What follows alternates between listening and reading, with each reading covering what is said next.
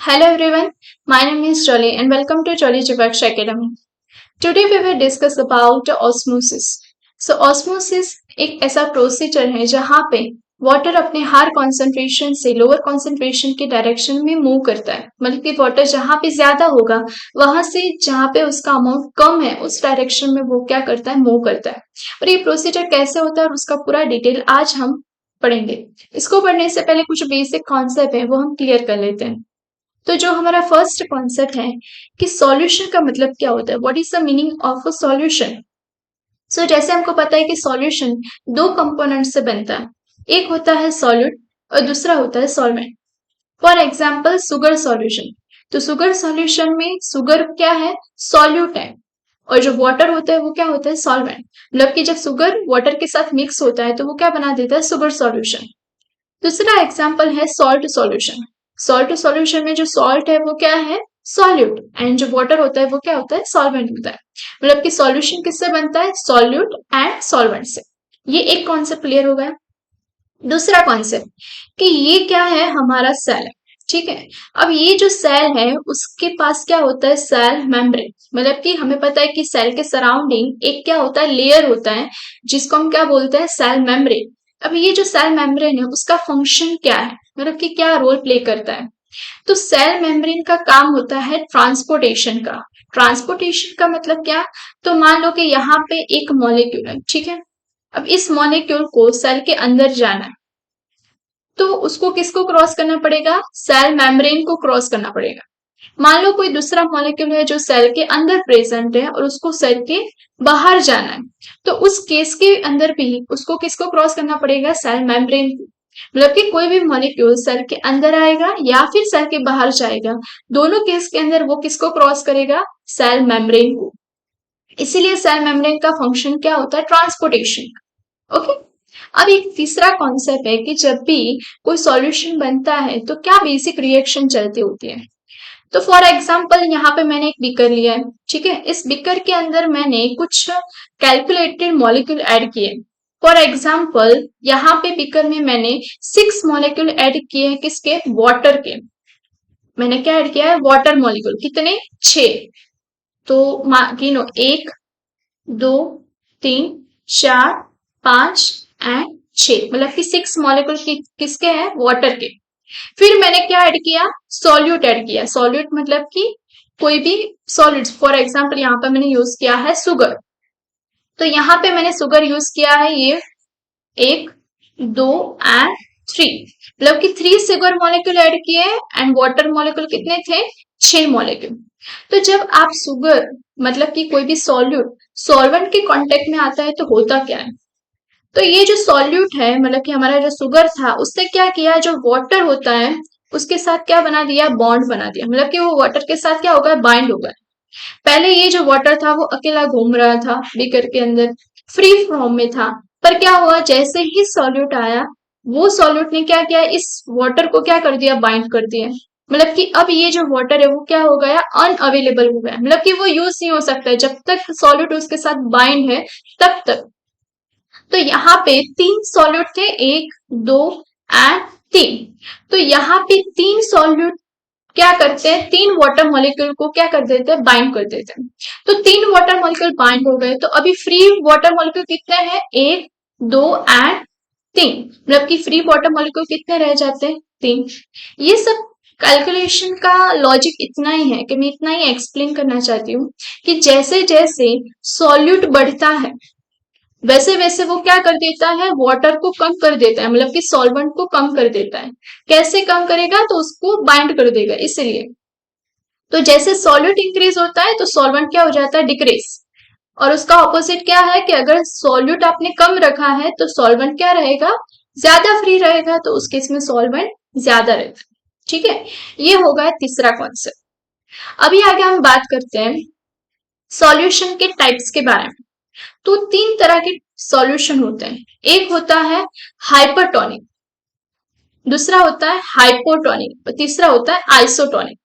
अब ये हाइपरटोनिक का मतलब क्या है, तो हाइपरटोनिक सॉल्यूशन एक ऐसा सॉल्यूशन है जहां पे सॉल्यूट क्या होते हैं, ज्यादा होते हैं, सॉल्यूट ज्यादा होगा। और सॉल्यूट ज्यादा होगा तो सॉल्वेंट क्या हो जाएगा, अपने आप कम हो जाएगा ना। तो सॉल्यूट ज्यादा है तो सॉल्वेंट क्या हो जाएगा, कम। तो ऐसे सॉल्यूशन को क्या बोला जाता है, हाइपरटोनिक सॉल्यूशन। हाइपरटोनिक सॉल्यूशन में सॉल्यूट ज्यादा होते हैं, सॉल्वेंट कम होते हैं। दूसरा है हाइपोटोनिक सॉल्यूशन। हाइपोटोनिक सॉल्यूशन में क्या होता है, सॉल्यूट कम होता है, मतलब कि सॉल्यूट लो अमाउंट में होगा। अगर सॉल्यूट कम है तो सॉल्वेंट क्या हो जाएगा, ज्यादा। तो एक ऐसा सॉल्यूशन जहां पे सॉल्यूट कम है सॉल्वेंट ज्यादा है तो उसको बोला जाता है हाइपोटोनिक सॉल्यूशन। तीसरा एक होता है आइसोटोनिक सॉल्यूशन, जहां पे इक्वल अमाउंट होता है, वो हम आगे डिस्कस करेंगे। ठीक है, इतना समझ में आया। अभी आपको एक कंडीशन अज्यूम करनी है, ठीक है। फॉर एग्जाम्पल यहाँ पे मैंने एक बिकर लिया, ठीक है, और इस बिकर के अंदर एक सॉल्यूशन मैंने भरा। ये सॉल्यूशन है किसका, हाइपरटोनिक का। तो अभी हाइपरटोनिक सॉल्यूशन मैंने लिया, तो हाइपरटोनिक का मतलब ही क्या होता है, जहां पे सॉल्यूट क्या होता है, ज्यादा होता है और वाटर क्या होता है, कम होता है। इसी को हम क्या बोलते हैं, हाइपरटोनिक सॉल्यूशन।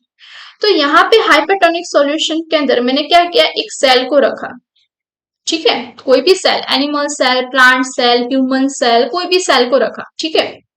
तो यहाँ पे क्या होता है कि हाइपरटोनिक सॉल्यूशन के अंदर वाटर क्या होता है, कम होता है, और जो सेल है उसके अंदर भी वाटर तो प्रेजेंट होगा, कोई भी सेल के अंदर वाटर प्रेजेंट होता है।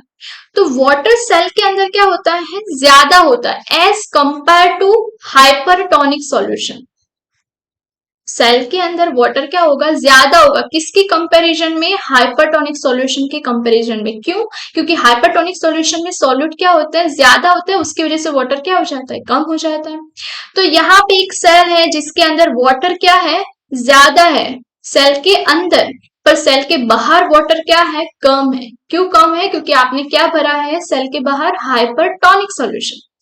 तो ऑस्मोसिस का रोल इतना बोलता है कि जो वाटर है वो अपने हाई कॉन्सेंट्रेशन से लो कॉन्सेंट्रेशन की डायरेक्शन में क्या करता है, मूव करता है। तो यहाँ पे आपने क्या बोला कि वाटर बाहर, सेल के बाहर क्या है, कम है, और सेल के अंदर क्या है, ज्यादा है। तो वाटर अंदर ज्यादा है, बाहर कम है, तो कहां से कहां मूव करेगा, तो वाटर कहां निकलेगा, सेल के बाहर निकलेगा। समझ में आया। तो अगर वाटर सेल के बाहर निकलेगा, मतलब कि सेल के अंदर जो नेचुरली वाटर प्रेजेंट था वो क्या होने लगा, वहां से बाहर निकलने लगा, मतलब कि लूज होने लगा। तो वाटर अगर लूज हो जाएगा सेल में से, तो वो जो सेल है वो क्या हो जाता है, श्रिंक हो जाता है, राइट।